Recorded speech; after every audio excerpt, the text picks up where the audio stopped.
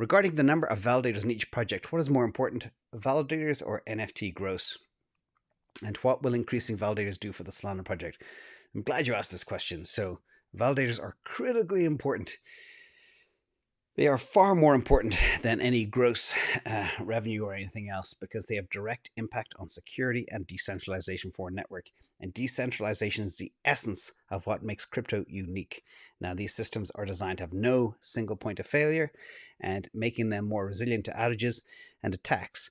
Now, furthermore, decentralization also prevents one individual or group from taking over a chain, and they also can enact changes at the expense of the majority of participants in the actual chain itself. Now, in a proof of stake blockchain, validators are the best metric to determine decentralization. The number, the distribution, the ownership of validators, the percentage of tokens staked, the number of staking pools are metrics we look at constantly when we evaluate projects based on decentralization. Now, the greater number of validators, token stake distribution, etc., the harder it is to disrupt the network. Now, there are some issues just to point out. For example, you could have Solana.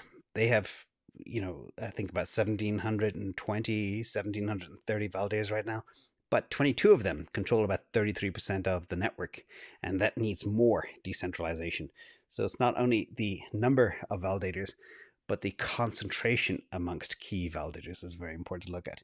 And that's why we look at these number of nodes. Now, related to that is we have the top chains ranked by the number of validators.